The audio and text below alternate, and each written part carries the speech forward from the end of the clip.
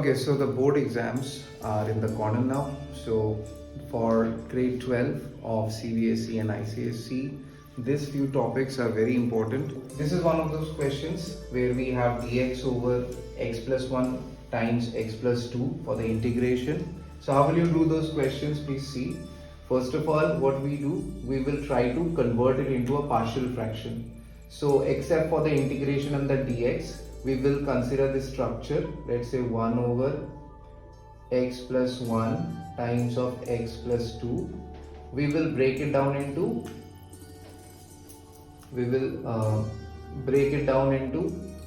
a over x plus 1 plus b over x plus 2. This is the structure in which we are going to break it down. Second, what we are going to do, we are going to combine the denominators, make it similar to this denominator, and in doing so we will cross multiply. So what we will do, we can do here a times of x plus 2 plus b times of x plus 1 whole divided by x plus 1 and x plus 2.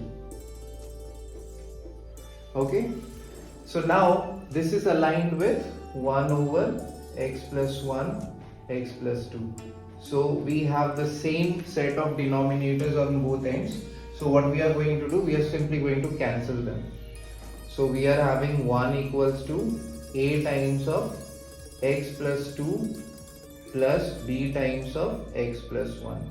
Now we need to get the value of this a and b so that we can put it on the particular integration. So for that we will choose random values of x. First of all, we will try to choose a value of x such that this part disappears and we only get this part so that we can get the value of b. Similarly, we also will prefer another value of x where this part will disappear and we will get this value. So for example, to disappear this part, first of all we have to take x equal to negative 2. So if I put x equal to negative 2, so what happens, this part will be 0, this part will be 0, so I'll get 1 equals to b times of negative 2 plus 1. I'll just replace the x with negative 2. So that means this is negative b. So from here 1 equals to negative b, which means that my b is going to be equals to negative 1. This is the first value. Again we will take x equal to negative 1 in the next one. So if we take x equal to negative 1, so what happens here? So it will be 1 equal to, now a will stay, 2 minus 1 plus 2, basically same thing, and here negative 1 positive 1 will cancel, so b will be gone. So from here this is 2 minus 1, that is simply a, so we will get a equals to 1. This is another value that we are getting. So we have gotten a equals to 1, b equals to minus 1. So now what we are going to do, we are simply going to put both of these values back here using partial fraction. So we will be getting, so 1, since a is equals to 1 times of dx over x plus 1, and then b equal to minus 1 dx over x plus 2. So we know that dx over x plus 1 is log of mod x plus 1 minus log of mod x plus 2 plus c. So we can keep this as a result. Also we can apply the log properties and we can do x plus 1 over x plus 2 plus c.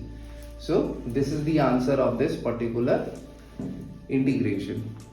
Hope this is clear to you. Let's go for another one. So let's say this is the second question. You have integration 3x minus 1 over x square minus 5x plus 6 whole times of dx. This is another equation where we can apply partial fraction. Let's see how. First of all, if we do the factorization of this thing, so this becomes integration of 3x minus 1 over. If you do the factorization of this, so this is 6x square. If you break 6x square, you can get negative 2x times negative 3x. Negative 2x and negative 3x will give you negative 5x. So with this, we can get here x minus 2 and x minus 3. Okay, I hope you already know how to factorize. So we will just factorize it. Now after doing the factorization, what is the next thing? We will apply the partial fraction. So just like the previous case, here 3x minus 1 over x minus 2 times of x minus 3. So we will apply a over x minus 2 plus b over x minus 3. So here we will get a times of x minus 3 plus b times of x minus 2 divided by x minus 2 times of x minus 3. Okay, so now we can cancel. This is 3x minus 1 over x minus 2 and x minus 3. So we can cancel these denominators. After cancelling the denominators, what will we have? 3x minus 1, and here is a times of x minus 3 plus b times of x minus 2, right? And now we will again use the values of x for getting the values of a and b. First of all, we will put x equals to 2 so that the b disappears. So if you put x equals to 2, what do you get? This is 3 times 2, 6, 6 minus 1 is 5, and this is a times of 2 minus 3, which is negative a, and b will disappear because 2 minus 2 is 0. So a is going to be negative 5. Again, if we put x equal to 3, this time a will disappear, and this is going to be 3 times 3, 9, 9 minus 1 is 8, and this is going to be b times 3 minus 2, so simply b. That means b is going to be 8. So we have a equals to negative 5 and b equals to 8. Now we are going to apply this value in this case. A is negative 5 and b is 8. So we are going to first do negative 5 integration dx over x minus 2 plus 8 integration dx over x minus 3. So dx over x minus 2, as we know, is log of x minus 2. So it's negative 5 log of x minus 2 plus 8 log of x minus 3 plus c.